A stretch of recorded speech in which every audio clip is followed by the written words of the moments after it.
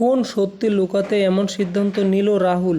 রাহির কী হবে? হ্যাঁ বন্ধুরা, আমরা এমনটাই দেখতে পারবো আগামী পর্বের এপিসোডগুলিতে। তো বন্ধুরা, গল্পের মোড় একদমই নতুন। তো বন্ধুরা, প্লিজ ভিডিওটিতে লাইক দিয়ে পুরো ভিডিও দেখতে থাকো এবং চ্যানেলটি সাবস্ক্রাইব করে দেবে।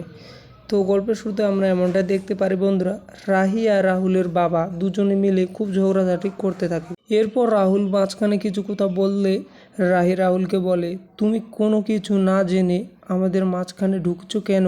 ঢুকবে না। বাবা আর আমার মধ্যে কথা হচ্ছে। তুমি জানো বাবা আর আমার মধ্যে কি চুক্তি হয়েছে? জানো না যখন মাঝখানে কথা বলবে না। রাহের কথা শুনে তিতলি চমকে ওঠে এবং রাগ করে বলে দেয়, এ কি, তুই রাহুলকে অপমান করছিস? রাহুল তোকে এত প্রটেক্ট করে, এত ভালোবাসে, তবুও ছি ছি ছি, আমি তো ভাবতেও পারছি না। এরপর তিতলির কথা শুনে রাহির মাথায় গরম হয়ে যায়। রাহি একদম তিতলিকে বলে দেয় যে এক চড়ে সবটা দাঁত ফেলে দেব, বুঝেছিস? আর একটা কোথাও বলবি না। হাত পা ভেঙে ওই কোনায় ফেলে রাখবো। তারপরও যদি তোর সেবা করতে হয় তাই আমি করব। রাহের কথা শুনে বাড়ির সবাই চমকে ওঠে।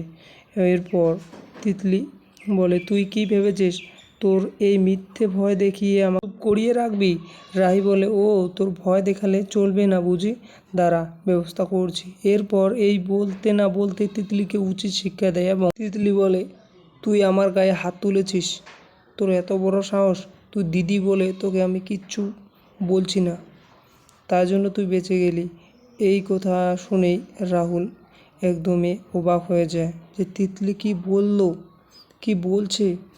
আর রাহির এরকম ব্যবহার দেখে সবাই চমকে যায় এবং রাহুলের মা বলে, এ কি আমি দেখছি, এ তো আমাদের বাড়ির পিসিমার থেকেও বড়। তো বন্ধুরা, তোমাদের এপিসোডটি কেমন লাগলো প্লিজ মোটামুটি কমেন্টে জানাবেন। নতুন নতুন এপিসোড দেখার জন্য গঠনমূলক একটা কমেন্ট করে দিয়ে যাবেন, তাতে আমরা খুব সুন্দরভাবে ভিডিও তৈরি করতে পারি। তো ধন্যবাদ বন্ধুরা, সবাই সুস্থ থাকুন।